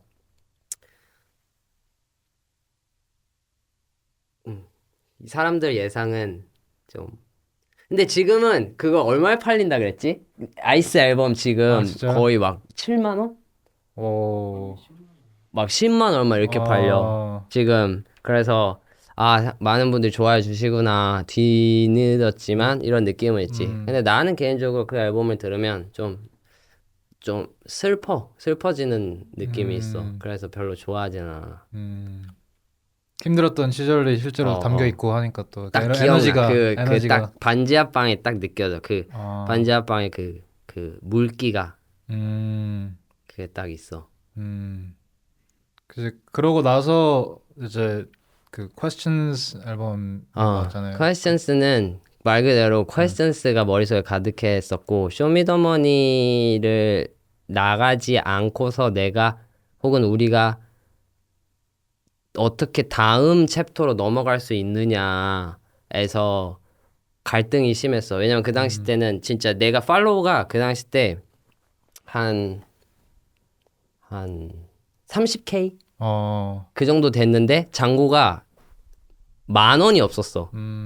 그러니까 막 그런 딜레마에 빠진 거야. 약간 뭐라 그래야지 이거를 막 그냥 막 뇌가 그냥 막 터지려 하는 거야. 왜냐면 막 배가 고픈데 사 먹을 돈이 없고 이러니까 옥탑에 살 때였는데 아, 근데 이 팔로워 중에 한 명한테 밥 사달라 그러면 밥을 사주겠지? 이런 생각을 할 정도로 되게 이상했어. 막 그러던 와중에 가족들도 이제 내가 앞으로 어떻게 해야 되는지에 대한 걱정이라던가 이런 것들이 있었고 현실적인 부분을 고민을 하면서 또 달고 온 동생들이 또 있었고 그러다 보니까 아 진짜 어떻게 해야 될지 모르겠다라는 물음표의 테이프이고 그 테이프는 뭐 그냥 진짜 음악도 물음표고 그냥 그 존재 자체가 물음표지. 그때가 그럼 좀 약간 2018년이었나? 17, 18. 2017년 음. 이랬던 것 같아. 네. 근데 약간 페임은 확실히 있는데 아직 그게 이제 돈으로 환산이 안 되는 그런 시절이잖아요. 맞죠? 맞아. 이런 얘기를 했어. 야, 우리를 힙합씬에서 모르는 사람 있어? 없어. 우리가 잘한다고 생각하지 않는 사람이 있어? 없어. 근데 여기서 뭘 더 할 수 있어? 예, 예, 예. 를 모르겠는 거야. 음. 그 당시 때 내가 했던 생각 중에 이게 있었어. 처음에 한국에 넘어왔을 때 어떤 분이 그런 얘기를 했어. 너네가 LA에서 왔다가 너네 첫 번째 페이지다. 그 다음이 있으면 회사를 시작해래. 근데 그 다음이 없는 거야. LA에서 우리가 왔어. 야! 하고 그 다음이 뭔지가 없는 상황에서 이미 현실적으로 공장은 돌아가고 있으니까 내가 비전을 제시해야 되는데 그걸 못 하겠는 거야. 그리고 비전을 제시를 내가 여지껏 믿고 있었던 비전이라고 하는 것은 다른 라이프스타일에서 오는 건데 라이프스타일이 같아져 버리는 거야. 그러니까 래퍼로 어느 정도 인지도를 쌓았다라고 하면 이 래퍼가 겪는 게 다른 래퍼들이랑 비슷해지는 거였지. 그러니까 내가 여기서 직업을 바꾸지 않는 이상 다른 그렇죠, 이야기를 그렇죠. 할 수가 없게 되는 거야. 한국에 있는 래퍼가 된 거잖아요. 형도 그럼 이제. 결국 이야기의 종류를 내 머릿속에서 골라야 되는 거지. 삶은 비슷하니까. 예, 예. 똑같은 경험을 해도 나는 어떻게 다르게 느낄 것인가에 대한 생각을 해야 되는 거지. 그러니까 머리가 엄청 바빴어. 물음표. 그랬었던 시절이죠. 그리고 결국 쇼미더머니를 택하게 됐고. 그러면은 그때 앨범을 낼 때까지만 해도 아직 결정은 안 돼 있었고 이제 아 이거 뭐 해야 돼? 약간 이런 상태에서 앨범을 내고 그 다음에 쇼미 해야겠다 이렇게 된 거예요? 그때는 나가야겠다는 생각은 그렇게 없었어. 근데 그 이후에 그걸 내고 결정을 하게 됐지. 가족 여행을 남해로 갔었는데 거기서 이제 가족들이랑 즐거운 시간을 보내다가 가족들이 나에게 진실된 응원을 하고 근데 그게 너무 나는 짠했어. 뭔가 이 응원 자체가 너무 슬픈 거야. 막 막 나를 불쌍하게 봐서 슬픈 게 아니라 아 내가 조금 덜 고집을 부리고 뭔가 쉬운 길 혹은 그런 선택 타협적인 거를 했다면 내가 보답을 할 수 있을 텐데라는 생각이 컸던 거죠. 그래서 그리고 그 여행을 마치고 돌아와서 스튜디오에 딱 도착했는데 플라 방에 갔는데 플라가 없어. 근데 컴퓨터에 쇼미더머니 7이란 폴더가 있는 거야. 얘 나가나? 생각을 했어. 그리고 집에 가기 전에 담배 피고 있는데 전화를 플라랑 했는데 플라가 형, 나 쇼미 나가려고. 그래서 나도 이렇게 했어. 그래서 나는 개인적으로는 고집이 너무 강해서 개인적으로 꺾이지 않는 고집을 타인을 위한다라는 핑계로 누른 경향이 좀 있어. 그때요 아니면은 뭐 평상시에 계속 그래 왔어. 근데 그게 내가 핑계거리를 만든다는 개념보다 그랬을 때 내가 힘이 나. 뭔가 내 성향이 그랬어. 그래서 오케이 나는 그러면 이것을 나가야 되는 이유 오케이 내 가족을 위해서 우리 팀을 위해서 약간 이런 마음을 딱 가지고 쇼미더머니에 나갔지. 그럼 그때 이제 저도 그때 쇼미를 했었기 때문에 맞아. 그 이후로는 이제 저도 안 했는데 8까지 했구나. 저는 7, 8을 했는데 저는 7에 이제 기억이 나요. 이제 그때는 막 2차 때 다 같이 보는 환경이었잖아요. 그 시즌은. 근데 형이 이제 스윙스 형이 그때 이제 왜 나왔어요 이거 했잖아요. 그때 이제 나는 저기 진짜 똥줄 엄청 타겠다 이랬는데 형이 또 이제 막 대답 조금 이렇게 잘 하고 좀 형도 많이 긴장을 했을 거 아니에요 당연히. 엄청 했지. 그래서 근데 그 와중에 대답을 잘 하고 또 랩을 이제 조졌는데 되게 잘했는데 그때 기분은 어땠어요? 그 스윙스 형이 이제 훅 들어왔을 때 이거 병신 같다고 했잖아요 막 이랬잖아요.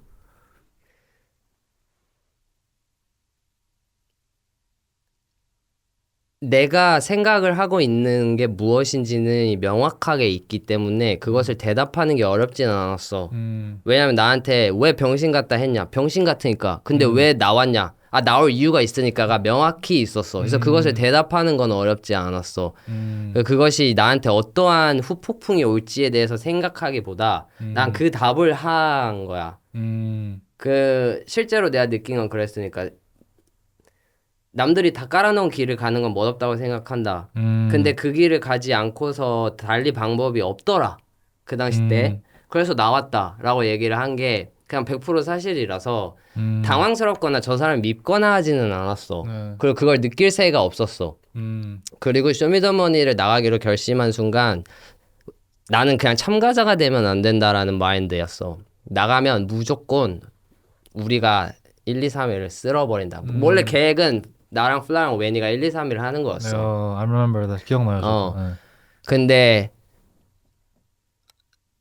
뭐 그래도 만족할 만한 결과를 어쨌든 얻게 됐지. 웨니 개인적으로는 좀 아쉬운 시즌이 됐지만 그래서 열심히 준비했어. 솔직히 말하면 내가 루피가 돼서 열심히 살았냐 하면은 그건 아니거든.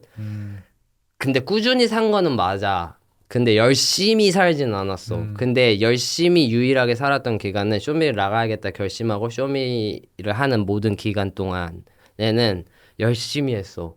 되게 소년 만화의 주인공 마인드셋으로 했어. 그때 그럼 준비할 때 좀 뭐 플라랑 같이 또 많이 막 상의도 하고 막 준비도 하고 각자도 준비하고 막 이랬었어요. 진짜 벌스를 한 30개 정도를 그냥 막 섞어 부를 수 있을 정도로 외웠어. 진짜 수능 공부하듯이 이제 준비한 거네. 왜냐면 이거는 머슬 메모리 게임이다. 결국에는 그리고 내가 어떠한 감정에 놓일지 모르고 어떠한 상황이 발생될지 모르는 이러한 그런 장에서 아무렇지 않게 해낼 수 있으려면 머슬이 준비가 되어야 된다라고 해서 준비를 했어. 왜냐면 내가 컴피트나 아니면은 뭐 그런 데서 막 긴장을 안 하는 타입이 아니야. 엄청 긴장해. 그래서 준비를 할 수밖에 없었고 그렇게 했음에도 불구하고 매 라운드 때 실수가 있었어. 나는 그래 그 쇼가 나를 위한 무대는 아니야 나라는 사람을 위한 그래서 두 번 다시 나가지는 못할 것 같다라는 나 성향이 안 맞는 거야. 포맷 자체가 약간 그냥 막 힘들었어. 이해해요. 저도 뭔가 동감하는 부분도 있고 이제 그렇지만 어쨌든 그 해에 형이 원하는 대로 뭐 웬이는 아쉽게 됐지만 플라랑 형이 이제 우승 준우승을 했잖아요. 그냥 그때 느낌은 어땠어요? 그때 느낌은 내가 루피가 걸어온 길이 있잖아. 네. 그게 아무 영향이 없이 그냥 다른 루피야. 아 쇼미 이후 우승 아니 준우승 이후에 루피가 행동하는 방식이나 사고하는 방식이나 이런 것들이 달랐던 것 같아. 그리고 그것은 철저히 리액션에서 오는 액션이 그랬다는 거지. 그러니까 액션을 원래는 액션을 주고 리액션을 받았잖아. 그렇죠. 근데 이 리액션이 너무 압도적이니까 내가 거기에 리액션을 하게 되는 느낌. 그래서 내가 나는 난데 전에 나가 아닌 나야. 그러니까 새로운 버전인 건데 이제 쇼미 이후의 버전인 거잖아요. 이게 누가 더 낫냐 못하냐 누가 더 멋있냐 안 멋있냐의 개념을 얘기하기보다 그냥 다른 버전의 나야. 그랬어. 예. 그리고 그래도 좋았던 거는 어쨌든 나는 쇼미더머니로 유행했던 노래를 계속 행사라던가 이런 데서 부르지 않았고 내 음악을 계속해서 부르고 하는데 그럴 기회들이 막 생겨나는 것들이 좋았지. 진짜 저도 어쨌든 형을 예전부터 봤던 동료이자 뭐 응원하는 친구로서 너무 기쁘고 진짜 됐구나 약간. 그리고 이제 뭐 어쨌든 맥길베인이랑 비슷한 결의 약간 사상을 가지고 랩을 하고 있던 사람이었으니까 더 편해지겠다 이런 것도 있었고 뭔가 우리가 이제 레프레젠트하는 가치가 좀 비슷한 것도 있었으니까 그런 와중에 또 이제 약간 소위 일약 스타덤에 오른 거잖아요. 한국에서 쇼미의 우승 준우승이라는 거는 맞아요. 특히 그 시점 777은 진짜 좀 큰 시즌이었는데 그러면서 이제 또 형이 말했듯이 플라나 형이나 되게 여전에 리프레젠트하던 가치들과 조금 다른 이미지의 어떤 한국 연예인이 된 듯한 어떤 미국에서 오는 래퍼들 이런 느낌으로 갔잖아요. 그런 부분에 대해서 이제 내 쪽으로 혹시 갈등 같은 거나 아니면 이게 내가 예전이었으면 이렇게 했었을까? 막 이런 것들의 생각은 들었어요 혹시? 아니. 솔직히 말하면 거기서 그대로 좋아. 그냥 그대로 좋아. 그냥 그대로 그 안에서 히노에락이 있고 그냥 다른 버전이야. 그냥 내가 옛날 버전을 떠올리거나 이런 생각이 아니라 그냥 그대로 좋아. 근데 내가 이러면은 더 돕하고 멋있겠다라고 하는 건 항상 그러한 플레이를 하고 있는 갑자기 새로운 아티스트들이 보이면 거기서 느껴지는 거는 늘 있었던 것 같은데 만약 그거를 내가 모른다 하면은 내 삶은 좋아. 더할 나위 없는. 더할 나위 없이 좋았어. Everything working out. 일단 피지를 마셔. 물을 그냥. 피지를 그냥 박스로 주문해서 그냥 냉장고 열면 피지 그리고 그냥 스케줄 갈 때 2개 가져 나와서 너 하나 마셔. 뭐 스튜디오 동생 만나면 막 마시다가 좀 남으면 그냥 새 것 까고. like 그러다가 바로 안 좋아졌을 때 바로 바꾼 게 이제 피지에서 바로 이제 3다수로 바꾼. 야 일단 피지부터 끊자. 약간 야 그거 나름대로 거기서 경험할 수 있는 것들은 나한테 새로운 거를 보여주긴 해. 그러니까 막 돈이 있고 명성이 쌓여서 뭐가 좋냐라고 했을 때 새로운 경험을 할 수 있다라는 게 진짜 좋았던 것 같아. 새로운 감상, 새로운 기분. 근데 그게 음악적으로 도움이 됐냐라고 하면 그런 건 있어. 돈을 버는 거는 바꿔 말하면 무슨 말이냐면 시간이 없다는 거야. 시간이 없어져. 일을 하느라고. 그러면 너가 하고 있는 일에 대해서 되게 다각도로 검토하고 깊게 고뇌하고 다음에 레벨업을 위해서 시간을 투자하고 이 자체가 불가능해. 대신에 빠르게 많은 기회가 왔을 때 그때 효율을 보여줘야 되는 거지. 근데 그 효율이라고 하는 거는 새로운 거를 시도하기보다 잘하고 있던 거에서 끄집어내게 되고 이게 1년, 2년 지나가다 보면 거기서 멈추는 거야. 나 같은 경우는 그런 기분이 들었어. 그래서 앨범을 제작해야 된다. 그러면 스케줄 다 쉬고 레벨업을 할 수 있는 시간이 필요한 것 같고 막 아티스트들을 보면 그런 나는 그 기분이었어. 막 이런 유튜브 촬영 이런 것들을 하루에 막 3-4개 했으니까 막 맥키원 이런 거 주 2회 찍었지. 근데 어데이 아침에 일어나서 막 화장하고 그 다음에 어데이 촬영하고 그걸 1회 2번에 찍고 GQ 나 뭐 설명하는 거 찍고 그거를 한 번 또 찍고 막 그냥 계속 돈을 버는 거야. 진짜 연예인 스케줄을 가진 래퍼인 거잖아요. 연예인 래퍼인 거잖아요. 맞아. 그러면 한편은 바쁜 와중에 또 그런 것도 있었을 것 같은데 뭔가 어쨌든 엄청 잘 나가는 래퍼의 삶을 살게 되면서 오는 영감도 있잖아요. 약간 있지.